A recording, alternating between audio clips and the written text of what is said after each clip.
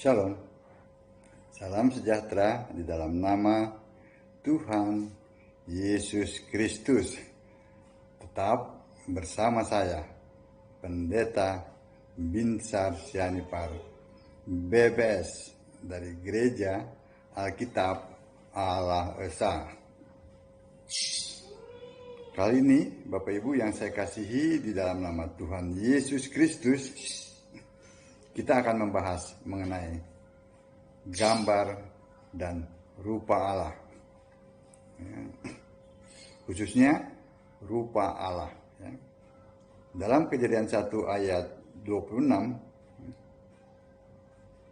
berfirmanlah Allah, baiklah kita menjadikan manusia menurut gambar dan rupa kita, supaya mereka berkuasa atas ikan-ikan di laut dan burung-burung di udara, dan atas ternak, dan atas seluruh bumi, dan atas segala binatang melata yang merayap di bumi.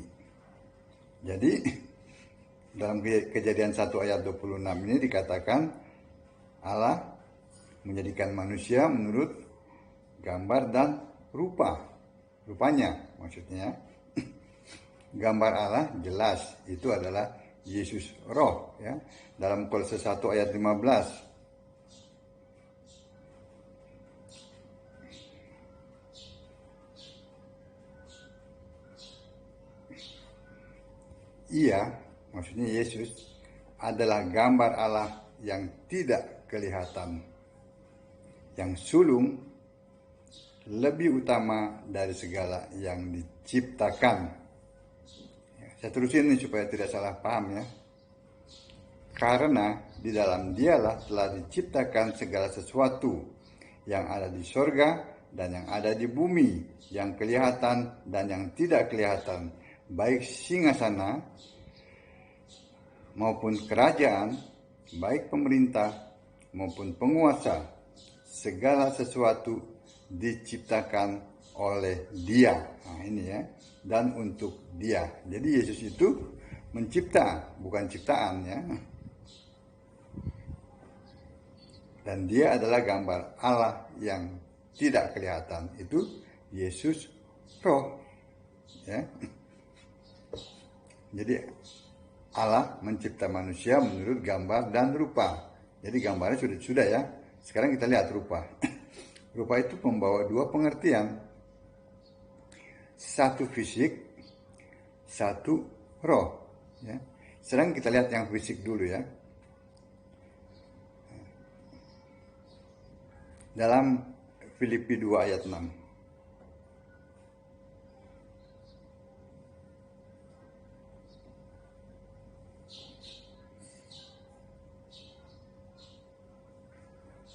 Yang walaupun dalam rupa Allah, tidak menganggap kesetaraan dengan Allah itu sebagai milik yang harus dipertahankan, melainkan telah mengosongkan dirinya sendiri dan mengambil rupa seorang hamba dan menjadi sama dengan manusia. Dan dalam keadaan sebagai manusia, Ia telah merendahkan dirinya dan taat sampai mati, bahkan sampai mati di kayu salib. Jelas, ya? Itu fisik, ya. Yang mati di kayu salib itu manusia, ya. Itu rupa Allah. Itu adalah Yesus, manusia Yesus, ya. Nah, sekarang kita lihat yang rupa dalam bentuk roh. Yesus Roh maksudnya. Itu terdapat dalam Wahyu, ya. Wahyu 14 ayat 14.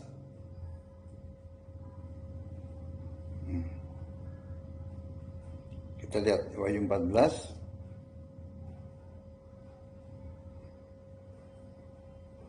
ayat 14.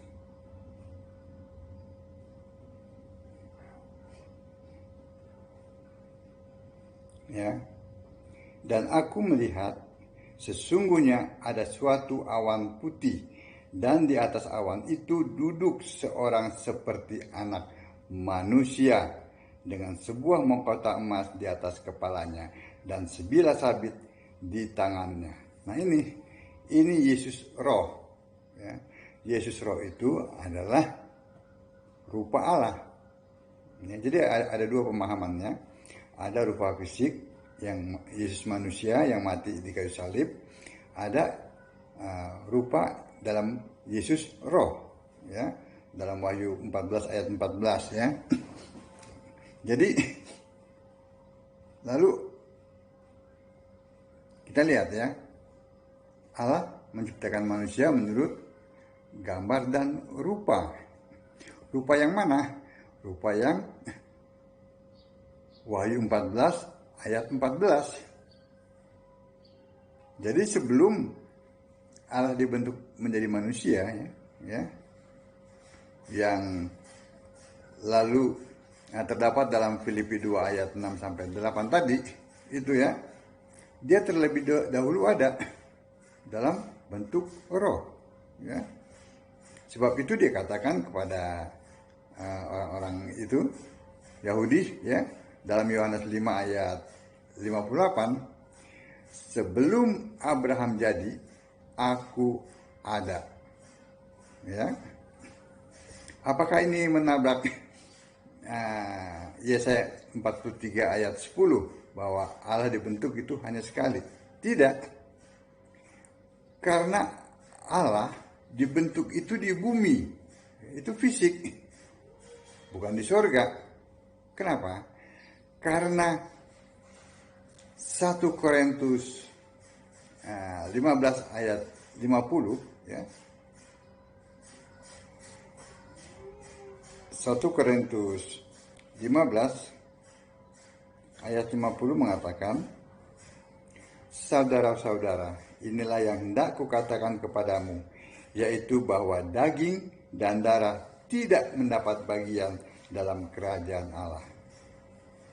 Dan bahwa yang binasa tidak mendapat bagian dalam apa yang tidak binasa. Karena daging dan darah itu tidak ada di sorga. Sorga itu roh. Jadi pembentukannya Allah itu ya, Allah dibentuk itu menjadi manusia itu di bumi. Dengan demikian tidak menabrak.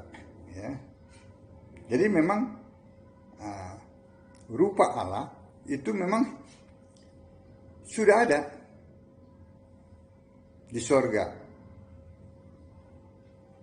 Ya, sebelum manusia dibentuk. Itu sudah ada. Yaitu tadi. Wahyu 14 ayat 14. Nah pada saat Allah dibentuk, dia lahir dari Maria. Itu manusia. Itu fisik. Ya, tetapi Allah, Yesus yang roh itu adalah rupa dari Allah. Amin. Itu ayat-ayat Alkitab ya.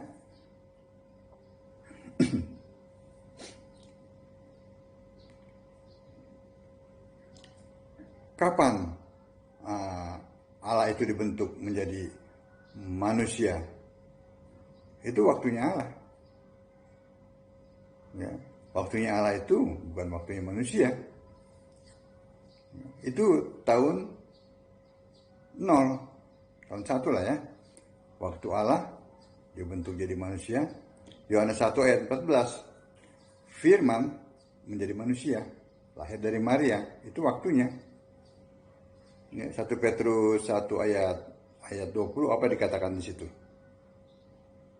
1 Petrus 1 ayat 20. Ia telah dipilih sebelum dunia dijadikan. Tetapi karena kamu baru menyatakan dirinya pada zaman akhir. Jadi nggak perlu dipertanyakan. Ini ayatnya. Ya. Galatia 4 ayat 4.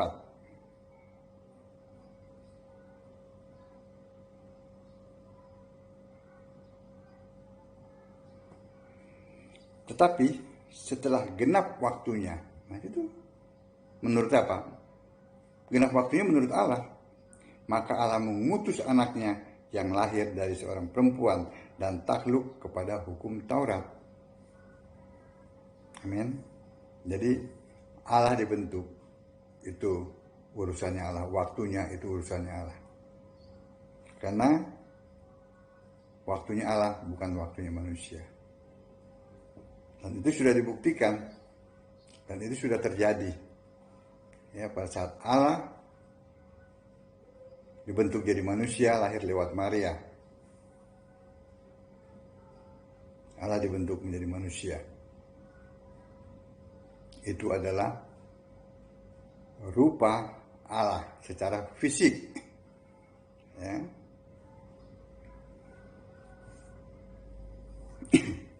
Nah, kita lihat prototipnya yang mana? Yaitu Wahyu 14 ayat 14. Anak manusia itu, yang roh itu adalah prototip dari manusia.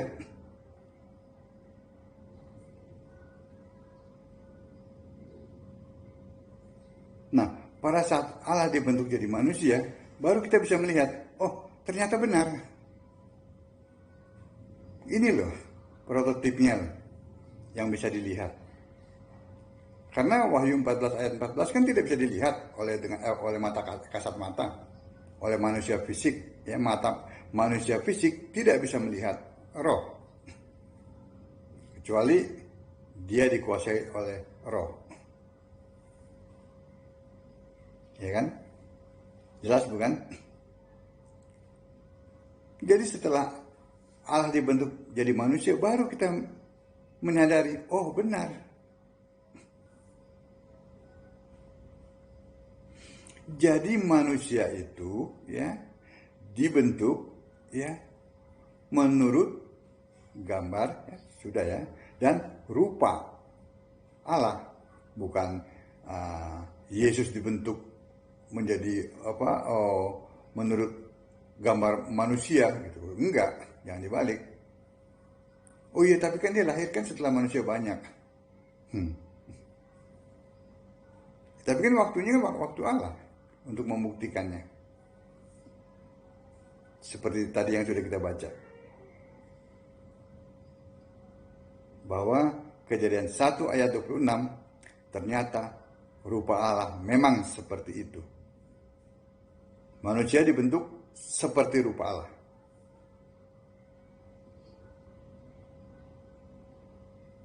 Ini yang sulit dimengerti ya oleh orang-orang di luar sana, sehingga mereka membuat sebuah pengajaran bahwa Allah itu mempunyai roh, Allah itu mempunyai firman. Mereka menggambarkannya ya, seperti manusia. Dalam tubuh manusia itu ada roh, dalam tubuh manusia itu ada pikiran. Kan mereka bilang katanya firman itu pikiran, yang dari gereja ortodok ya. Nah itu kenapa? Karena konsep mereka terbalik. Ya. Mereka menggambarkannya Allah itu seperti manusia. Yang sebenarnya manusia itu ya menurut Kejadian 1 ayat 26 dibentuk menurut gambar dan rupa Allah. Dan dibuktikan dengan pada saat Allah menjadi manusia, itu yang bisa dilihat oleh mata fisik.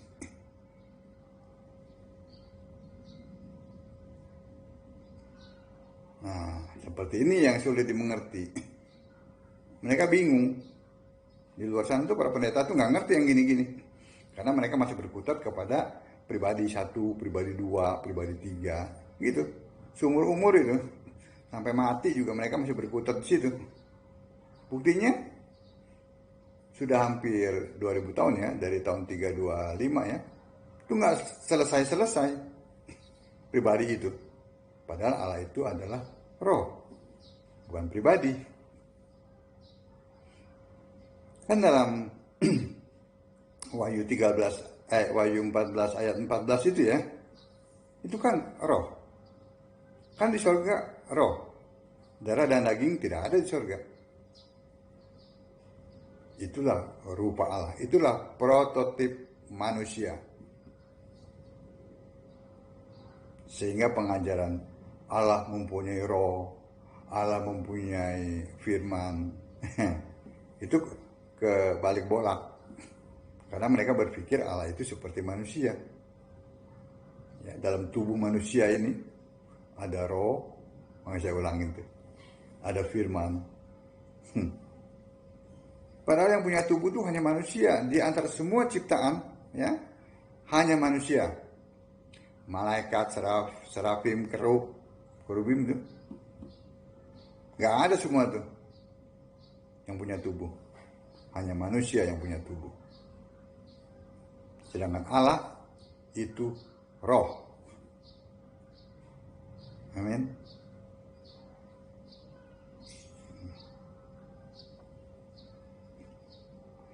Bukti bahwa manusia diciptakan menurut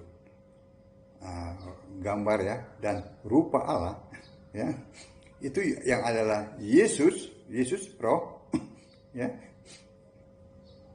Dia diciptakan manusia ini ya, diciptakan begitu sempurna menurut rupa Allah. Sempurna.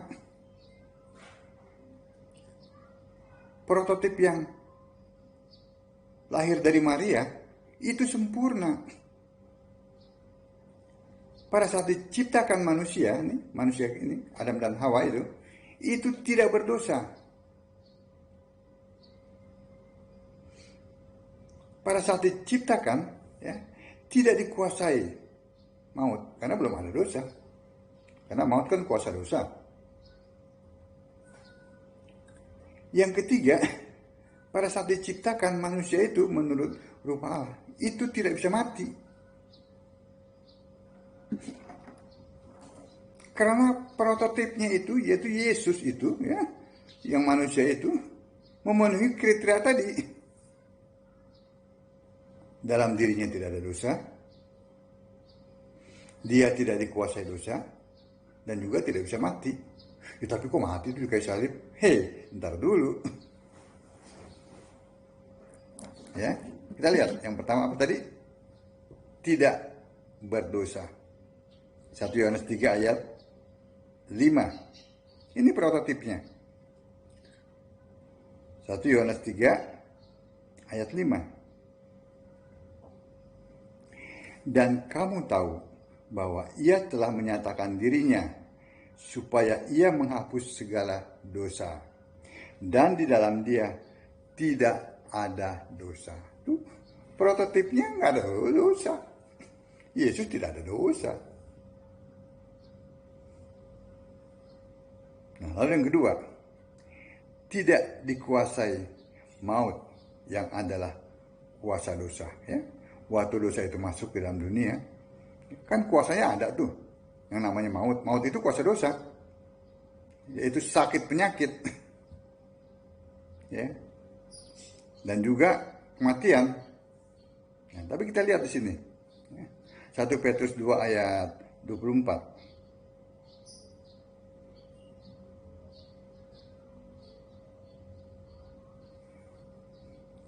Ia sendiri telah memikul dosa kita. Sakit penyakit itu ya. Di dalam tubuhnya di kayu salib. Supaya kita yang telah mati terhadap dosa, hidup untuk kebenaran. Oleh bilur-bilurnya kamu telah sembuh. Yesus tidak dikuasai dosa. Tidak ada sakit penyakit. Tidak pernah ayat-ayat.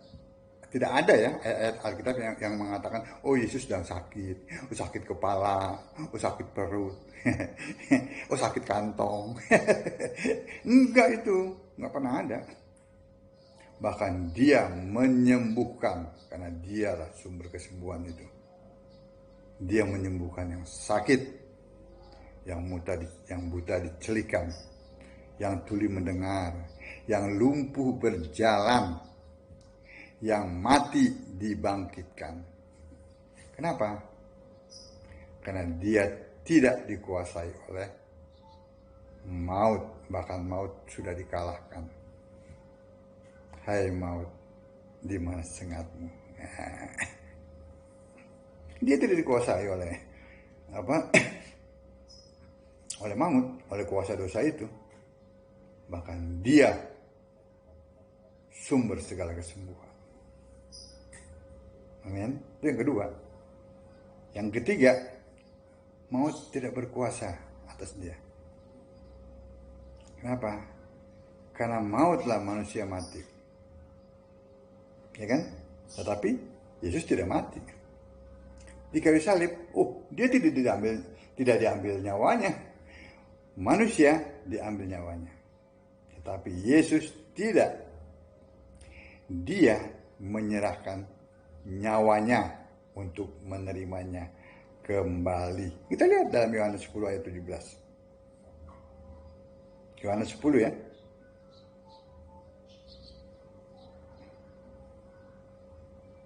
Ayat 17.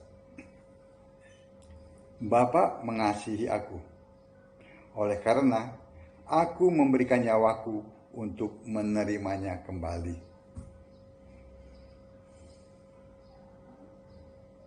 Dia menyerahkan nyawanya dan dia menerimanya kembali. Dia hidup dan tidak mati-mati.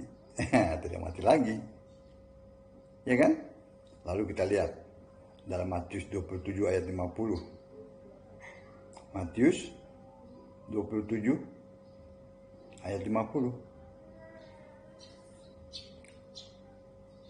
Bukti ini bahwa dia menyerahkan nyawanya. Yesus berseru pula dengan suara nyaring, lalu menyerahkan nyawanya. Dia nggak bisa dibunuh. Yohanes 19 ayat 30.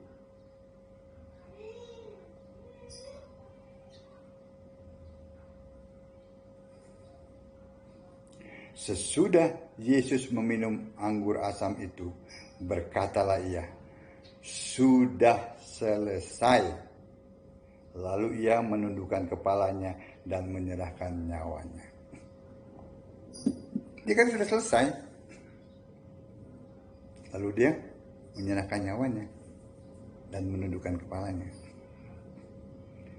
Saudara bayangkan seorang petinju yang sedang bertarung, kena 1-2 kali pukulan langsung KO dan tidak bisa bangkit. Bahkan banyak yang mati. Itu seorang petarung ya, yang latihan setiap hari. Ya, dengan makanan-makanan yang bergizi. Yesus menghadapi siksaan ya, dari malam sampai pagi ya. Itu berapa hari itu? Dia tidak tidur. Bahkan dia harus memikul salib. Nggak mati-mati.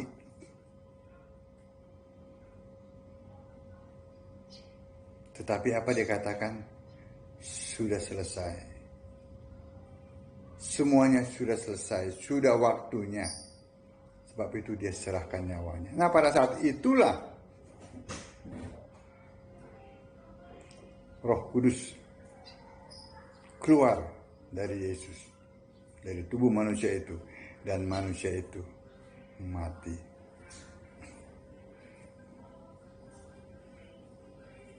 Jadi kalau prototip ini itu begitu sempurna ya. Dalam dia tidak ada dosa ya. Dalam dia tidak ada sakit penyakit dan dia tidak bisa mati. Amin. Manusia diciptakan menurut gambar dan rupa Allah ya. Bukan Allah itu diciptakannya manusia Yesus itu ya menurut manusia, tidak. Jadi hilangkan pemahaman itu ya, sehingga pengajaran bahwa Allah atau yang mereka plesetkan Bapa itu mempunyai roh, Bapa itu mempunyai firman. Nah, itu omong kosong semua. Baca Alkitab, sembahlah Yesus sebagai satu-satunya Tuhan Allah yang benar. Shalom.